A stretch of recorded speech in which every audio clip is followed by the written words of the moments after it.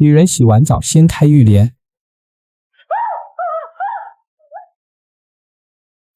男子并未对她做出任何举动，只是转身走向镜子前，写下逃走2个字，随后便化作青烟消失无踪。珍妮虽说受了点惊吓，但对男子的消散却并不意外，毕竟这类情形她早就习以为常。10年前的某个早晨，一家研究所里的粒子对撞机突然发生了爆炸，这场灾难导致周围几十公里内的居民无一幸免。更神奇的是，自此以后出现了超自然现象。大家惊恐地发现，那些遇难者的魂魄居然重现人间，但惊恐过后，人们发现这些亡魂就像循环播放的影像，每天同一时间同一位置重复相同的动作，只会停留片刻便就再度消失，而且完全不影响正常人们的生活。所以严格来说，这些更像是死者留下的残影。就这样10年过后，大家渐渐适应了残影的存在，甚至发展出一门专门研究残影的学科。女主珍妮的父亲就在那次爆炸中丧生，因此长大后的她选择了这门学科。这门学科有个核心理论，那就是残影只会减少，不会新增。人类能看见残影，而残影看不见人类，因此人类和残影是无法交流的。可自从浴室出现那个男残以后，珍妮隐约感觉残影数量在增加，甚至能看见人类，还可以与之互动。尤其是镜子上的快逃2个字，让她不得不怀疑这个残影是专程来找她的。课后她找到教授谈了此事，但教授表示这违背了学科的基本理论，不要过度的猜疑。但教授的劝阻反而更坚定了他追查真相的决心，尤其是浴室里那个诡异的场景在他脑中挥之不去。直到第2天，父亲的残影再次出现，他明显察觉到这次与平时不一样，父亲的目光中似乎多了一分灵动的神采。这个发现让珍妮越发确信自己的猜测，他联系了同样沉迷研究残影的尼克。尼克听完他的讲述后沉默不语，并带他来到了一个漆黑的隧道。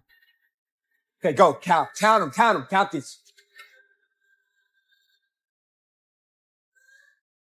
尼克告诉他，上周这里有16条鱼，而现在明显多了好几倍，这证明了珍妮的猜测并没有错，残影确实在不断增加。为确认残影能够与人交流，他们计划拍摄浴室里的那个残影，并去调查他生前的资料。为此，他们专门弄来一台能捕捉残影的特殊设备，赶在6点33分前架好设备，等待残影的出现。但出乎意料的是，那个残影好像察觉到在拍自己，用余光看了他们一眼，随后突然暴怒地扑向珍妮。好在残影无法造成实质伤害，但他们成功拍下了他的影像。借助照片，尼克查明了这个男人的身份，可调查结果令他们毛骨悚然。这个叫艾伦的男人竟然是个杀人凶手。记录显示，4年前一位牧师的女儿失踪1周后，尸体在湖中被找到，而他失踪前见过的最后一人就是艾伦。为查明真相，他们立即拜访了受害者的母亲。那位母亲透露，女儿原本并不认识艾伦，失踪前1周，艾伦开始尾随她，后来更是纠缠不休。他们似乎发生过激烈争吵，但最终女儿还是被他哄骗着离开。女儿尸体被发现的第2天，警方就在汽车旅馆找到了她，但她却莫名其妙地自尽了。听完这些，让人更加困惑不解。这样看来，艾伦可能并不是真凶，但很快珍妮就注意到一个更可怕的细节，被害女孩竟然和她是同年同月同日生，而且都是4年才有一次的2月29日。她立刻明白这可能就是自己被盯上的原因。为保护珍妮的安全，尼克索性搬过来和她居住。珍妮这才知道尼克研究残影的缘由，原来他父亲同样死于那场爆炸，可他父亲的残影始终没有找到。他想查明其中原因，更渴望能再见父亲一面。第2天，珍妮父亲的残影像往常一样出现，细心的尼克马上察觉到了异常。珍妮父亲拿着的竟是8年前的报纸，但他10年前就已经去世。更诡异的是，报纸还刊登了另外2起少女遇害案。尼克立即记下了相关线索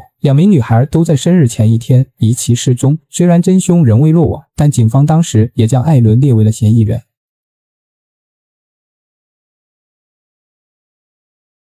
Done. Okay, maybe the image changed. Right, or maybe it was there the whole time and you didn't know. But either way, Ronnie, I'm pretty sure he's trying to warn you. 根据调查线索，他们找到了其中一位受害者伊娃的姐姐，从她那里得知了一个惊人的事实：艾伦竟然曾是伊娃的男朋友，而且伊娃的残影也出现了。他不断重复着遇害前的场景，但姐姐警告他们过去查看一定要小心，那里正是当年爆炸的中心区域。但珍妮和尼克没想太多，当晚就动身前往那片废墟。可能因为接近爆炸中心，这里的残影覆盖了整个城区，不仅有当年的遇难者，还包含了各个历史时期的人们。他们密密麻麻地挤满了街道，整座城市宛如地狱鬼城。2人战战兢兢地穿过残影人群，终于找到了实验室原址。发现废墟里不只有残影，还有无家可归的流浪者和专程来围观伊娃死亡场景的游客。时间一到，伊娃的残影如幽灵般出现，珍妮立即注意到，他显然认识凶手，但很快眼中的欣喜就变成了惊恐，开始拼命的挣扎，终究是敌不过对方，被逼退到梯子边。紧接着，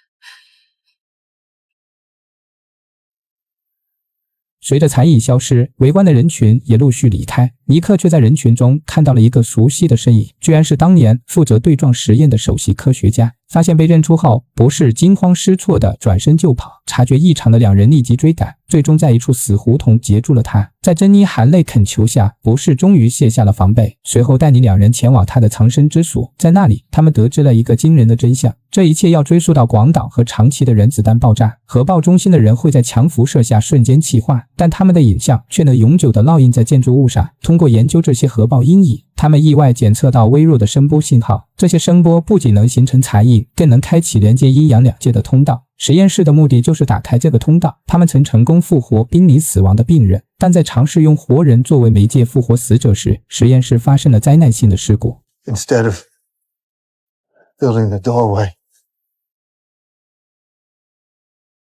we tore a massive hole. 正是这样，才让无数逝者的残影重现人间。而珍妮追查的艾伦其实是博士的得力助手，但爆炸发生后，博士注意到艾伦的身体出现了异常变化，最终酿成他杀害女友伊娃的悲剧。当得知伊娃之后还有其他受害者时，博士立即明白这是在进行灵魂转移。原来艾伦杀害女友是为了复活她，需要找到同生辰的人作为容器，在生日这天完成灵魂转移仪式。但蹊跷的是，艾伦已经死亡，残影又如何完成后续的行凶呢？而接下来博士的话却令他震惊，所谓残影三大铁律不过是当局安抚民心的谎言。 What you must remember, in a world where the dead walk among the living, nothing is as it seems.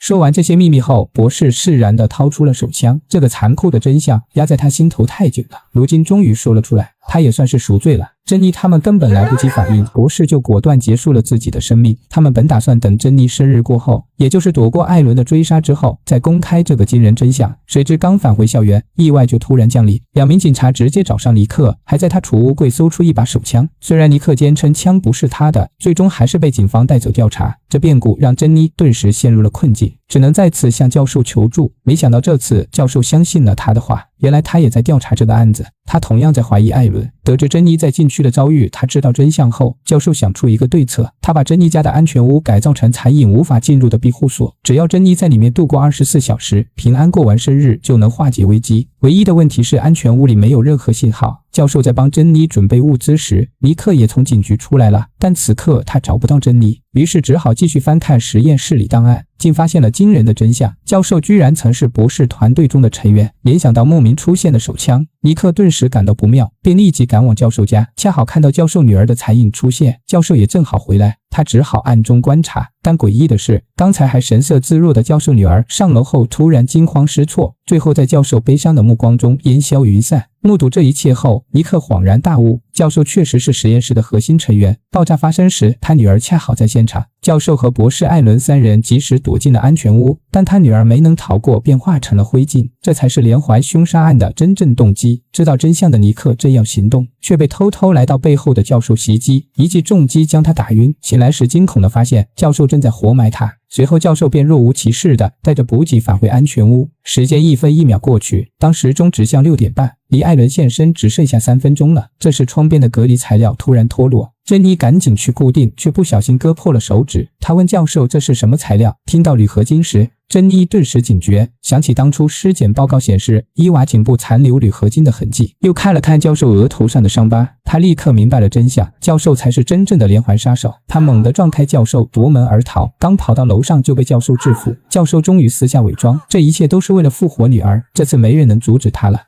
Each day, I watch her vanish. That's the real thing, you know, right? Not that we lose the people we love.